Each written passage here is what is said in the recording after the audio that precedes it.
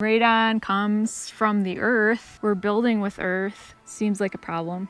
An underground room made of earth bags. You can't smell it, you can't see it. It can cause cancer. Let's head down and see what there is to see. Oh, interesting. Hey, you're watching the Green Dream Project. Jim here. And Jessica.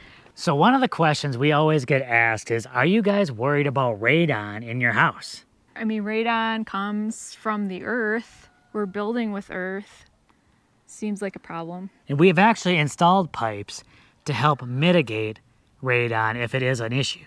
But we thought we'd take it a step further and we got ourselves a little radon meter. Now I've seen things online. I think there's like test kits where you can take a reading, get it sent in, and you get results back. This kind of has some mixed reviews. Some people say it's really accurate. Some people say maybe not so much. So we're actually going to do a couple of different tests, a couple of different readings. We're going to put this downstairs in our underground earth bag room. And we're going to see what kind of readings we get and how that measures up to the scale. But then we'll also bring it up here to where there's a lot more air moving around and seeing what we get up above here. And we'll just compare those results. What do you think? It takes at least 24 hours to get a reading off of here. Well, I'm very excited. Let's get this downstairs and let's see what our first readings are.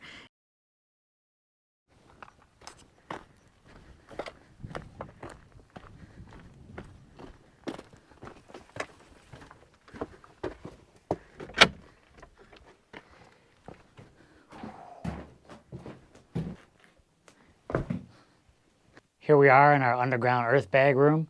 And I already got a little sensor down here which tells me the temperature and the humidity. The temperature right now is about 73 degrees.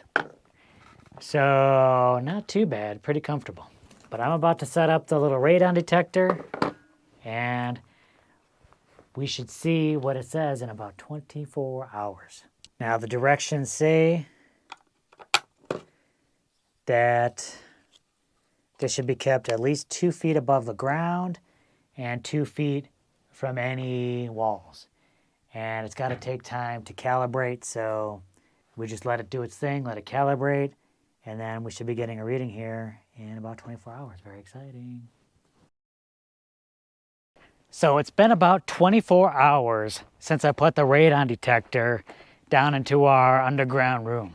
We should have our first reading. Let's go down there and see what it's at. So our first reading here is 3.59. And the temperature is 74 degrees, so holds pretty steady. Now let's get into what that means. So a 3.59, it's not good, but it's not bad either.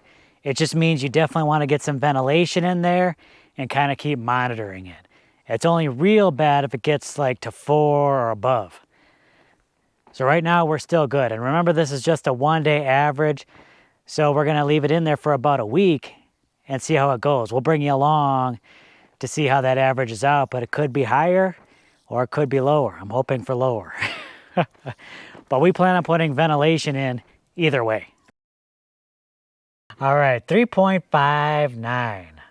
What are your thoughts now that I kind of clued you in on what that even means? Well, it's a little high. I guess I'm wondering, is it more or less than you might have thought it was? More. You know, I don't know exactly how reliable this test is, so we're going to test it up just outside here eventually and just to see how that looks between the two, because we don't know how accurate this is, but it gives us a good indication. Hey, maybe get some ventilation down there. Okay, well, hopefully we can bring that down, or we'll just see what that longer term average is.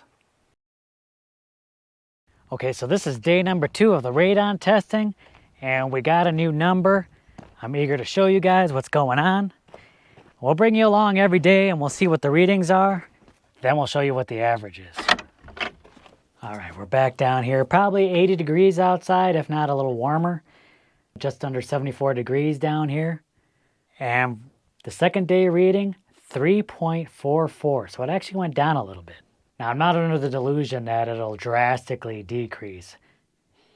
I'm expecting the readings in here to be at least a little over 3. which is definitely not good, but again, not super dangerous either. Just means you need more ventilation. So we'll take you along, we'll see how these readings go, and then we'll give you that average.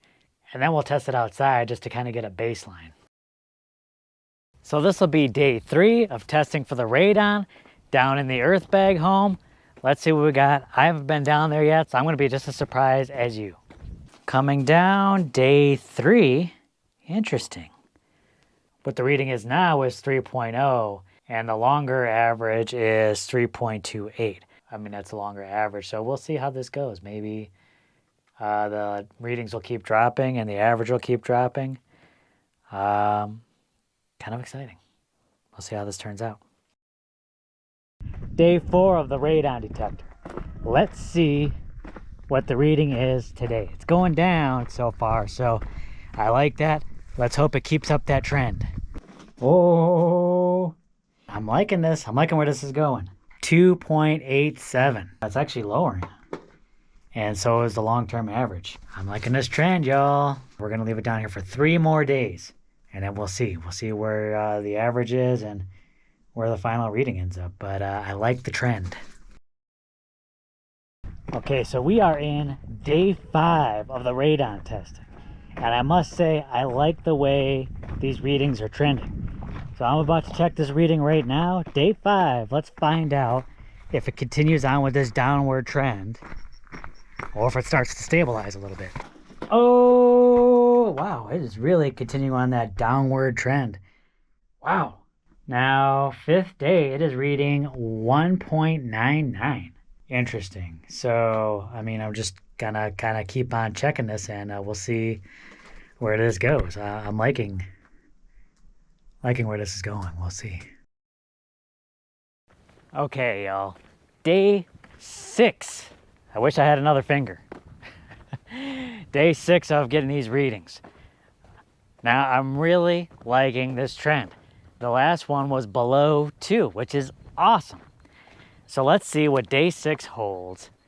Then 1 more day, and we should have a good average. Okay, so let's head down and see what there is to see. Something I haven't been telling you guys is the temperature, 72 degrees down here right now. Oh, it has gone up. So today the reading is higher, 2.45. So 2.45 isn't bad, and then the long-term average now is 2.84. And I'm anxious to see what the final day is. And then we'll get that long-term average. I think for sure we're going to need ventilation. But we're going to need ventilation. We're going to need ventilation down here anyway. So, but it's good to know. All right, day number 7. We should have the long-term average for a week, which is kind of what you want to see. So let us see what that reading is, and we'll get a final picture of what's going on. Well, the reading is 2.24. So the long-term average is 2.72. Better than I thought it would be, actually, for being downstairs in an underground room. An underground room made of earth bags. And it's 72 degrees down here. Let's take this meter upstairs, kind of outside, away from the direct sunlight, and let's see what it's reading up there. Okay, so I think I got the perfect spot for it. Plenty of air around the radon detector. It'll be away from direct sunlight. And we should get a reading sort of above the ground. So I got a good spot for it right over here. I'm going to hit the R so that the readings from the underground room aren't disrupting the readings I'm getting up here. Okay, so it should be resetting. It's calibrating. So we should get a reading in about 24 hours from now, and we'll see what it is. Kind of just in the open air above ground. So it has been 24 hours now since we put our radon detector sort of above ground, under our awning, which is where it's exposed to a lot more air, where it's not enclosed underground. And we actually have a reading of 2.75. Now, personally, I think that this might be reading a little on the high side. So I'm thinking that the radon levels may not be that bad in our underground room. I think comparing it from the underground room to up above here is kind of good to kind of give us a little bit of a baseline on what the actual readings might be. So you might see this drop like it did in the underground room, and you might end up with a reading like kind of below 2. So I'm thinking that this doesn't let us off the hook as far as what the radon levels down there go. I think we still want ventilation down there and to get that air movement, but I don't think it's as bad as initially indicated. So we just concluded a whole week of radon testing. But why should we be concerned about radon? Or should we be more concerned about radon than your typical house in the city? Actually, I think everyone should be a little concerned about radon. It's something that people might not normally think about, but radon's a naturally occurring gas that's formed when radioactive materials that are in the earth, in the soil or in rocks, it breaks down and it releases this gas, which normally isn't really an issue, but it can get trapped inside of buildings. And when that happens and you're living in there, you're breathing that in a lot, it can cause cancer. That's actually the second leading cause of lung cancer, second to smoking. It's something that, like, you can't smell it, you can't see it, you don't know if it's there unless you actually test for it. Now, so what are your thoughts on the readings we were getting down below? I was a little surprised at first. Like, the first reading we got was kind of high. I don't think it was like in the super dangerous kind of reading, but then the readings like started going down. Mm-hmm. But the fact that we are building with earth, I don't know if that has an effect on that.